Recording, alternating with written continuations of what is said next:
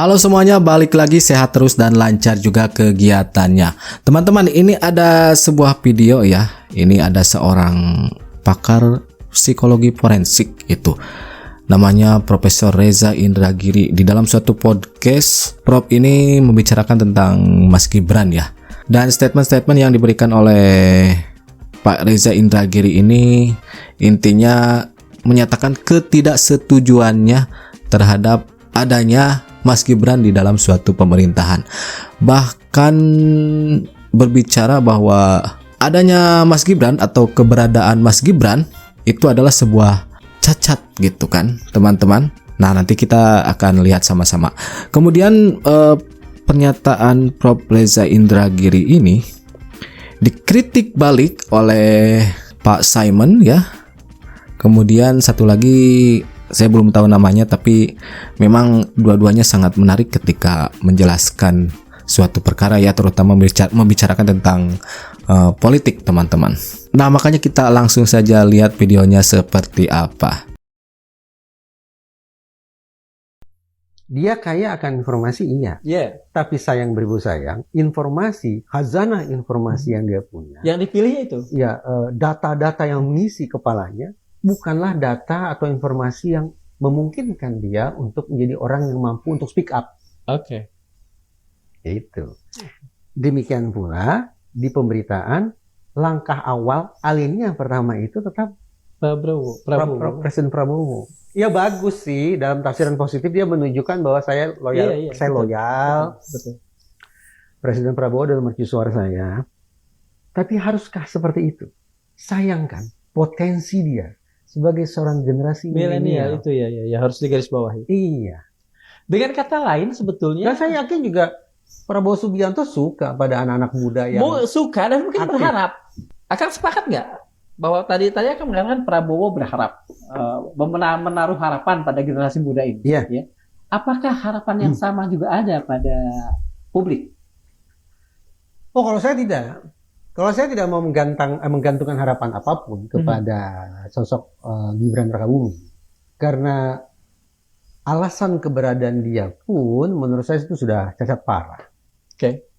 Ya kita sudah tahu lah, ini Ya, hanya nostalgia, kenangan yang tidak menyenangkan tentang bagaimana Mahkamah Konstitusi akhirnya memberikan karpet merah kepada siapapun yang pada akhirnya dimanfaatkan oleh Gibran untuk maju di pelataran kontestasi demokrasi Indonesia. Bagi saya itu cacat yang amat sangat parah. Ada yang menyebut sebagai anak haram konstitusi dan seterusnya. Alhasil bagi saya, untuk apa kemudian saya menggantungkan harapan? Ya, intinya memang tidak setuju dengan keberadaan Mas Gibran teman-teman di suatu pemerintahan. Nampaknya Reza tersandung kali ini. Ia menjadi orang yang kehilangan kecerdasan sosial. Bahkan kepakarannya dipertanyakan. Bahkan saya sudah mengatakan dalam konten saya sebelumnya, Reza sudah mati kepakarannya. Ini adalah catatan saya yang kedua untuk memberikan pandangan alternatif ketika kita membincang seorang Reza Indragiri. Ketika ia membangun narasi bahwa isi kepala Gibran itu perlu dipertanyakan dan dipersoalkan, karena Gibran harus disebut sebagai beban bagi pemerintahan Prabowo. Maka disitulah persoalan kita. Isi kepala Gibran menurutnya harus dipertanyakan kualitas, kapasitas, dan juga reputasi seorang Gibran. Yang menurutnya Gibran itu telah menjadi beban dalam pemerintahan Prabowo Subianto.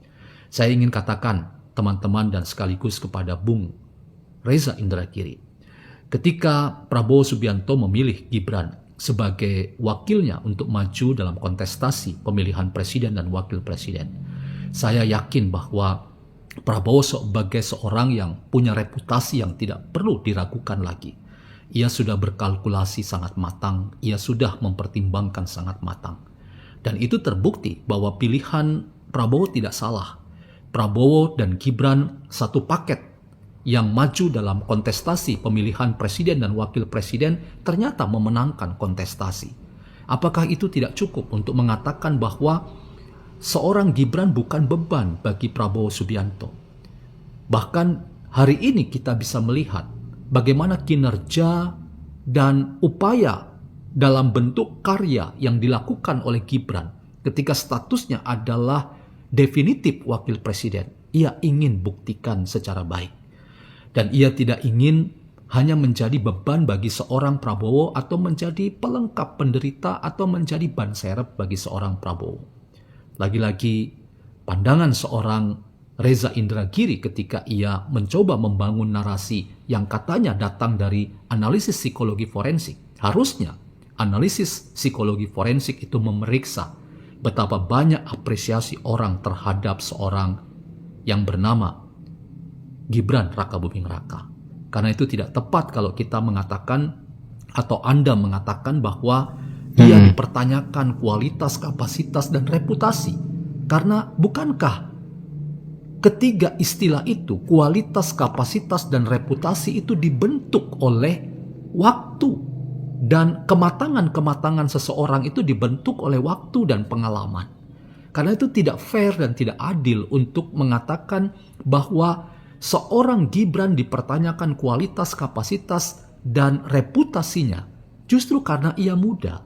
Bukankah rakyat kita telah memberikan kesempatan ia bersama Prabowo untuk menjadi presiden dan wakil presiden? Bukankah waktu ini adalah pengalaman yang akan dimanfaatkan dengan baik oleh seorang Gibran untuk memainkan peran-perannya sehingga orang kemudian akan menunjukkan bahwa ia ternyata telah memainkan peran sehingga ia punya reputasi, punya kualitas, punya kemampuan untuk memainkan peran sebagai seorang wakil presiden. Jadi analisis psikologi forensik dari seorang Reza Indragiri nampaknya gagal membaca apa yang sedang dilihat publik luas terhadap seorang muda yang bernama Gibran Rakabuming Raka. Harusnya ia cukup fair untuk seimbang. Itulah yang saya ingin katakan, teman-teman. Ya, memang intinya analisis Pak Simon ini mengenai Pak Reza Indragiri, apa yang diungkapkan itu tidak menunjukkan kepakarannya gitu. Nah, bagaimana dengan Profesor Reza ini dalam menilai isi kepala ya, berdasarkan statement-statement beliau dalam ruang-ruang publik, ruang-ruang podcast, beliau menyampaikannya agak berat hati mau nyebut ya Pak Gibran ya, Pak Gibran, dan kata beliau ya, saya kira ini menurut saya ini keterlaluan ya. Artinya siapapun kita sesama manusia ya, kita perlu harus ya bicara tentang penghormatan, respek terhadap kemanusiaan itu. Kita memandang rendah seseorang itu sebenarnya abai pada sebuah kenyataan ya, boleh katakan spiritualitas historis ya. Apa yang disebut dengan spiritualitas historis itu adalah kenyataan Gibran itu bukan ciptaan ya, boleh katakan Gibran itu, Pak Gibran itu, beliau wakil presiden kita itu made in God ya, ciptaan Tuhan, bukan made in China, made in Taiwan ya. Jadi di dalam diri Pak Gibran itu tidak usahlah, selesailah kita bicara tentang perdebatan tentang persoalan itu ya. Jadi berdiam potensi ya yang luar biasa tak terbatasnya. Nah, ini mesti harus dilihat. Jadi kalau kemudian hanya mengacu kepada analisis teks, analisis katakanlah generasi yang sekarang itu adalah generasi yang speak up dan dianggap bahwa Pak Gibran tidak mampu speak up, saya kira itu bias dalam melakukan sebuah penilaian. Dan saya sangat yakin itu ada variabel-variabel yang membiaskan gitu ya, baik disadari maupun tidak disadari. Mari kita lihat dalam beberapa analisis yang saya sampaikan secara sederhana ya. Analisis itu tidak harus kompleks, tidak harus rumit. Analisis itu cukup sederhana saja untuk melihat keterhubungan dan rasionalitasnya atau reasoningnya ya, seperti itu.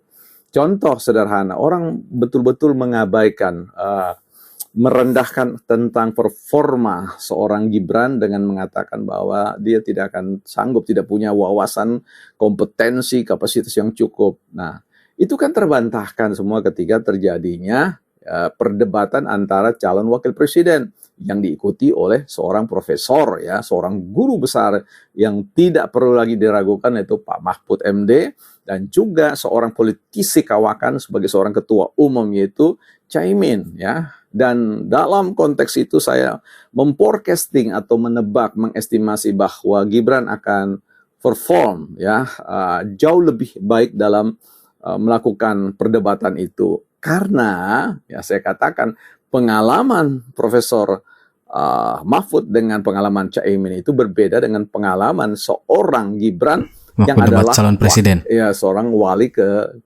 kota ya gitu ya, wali kota Surakarta atau Solo.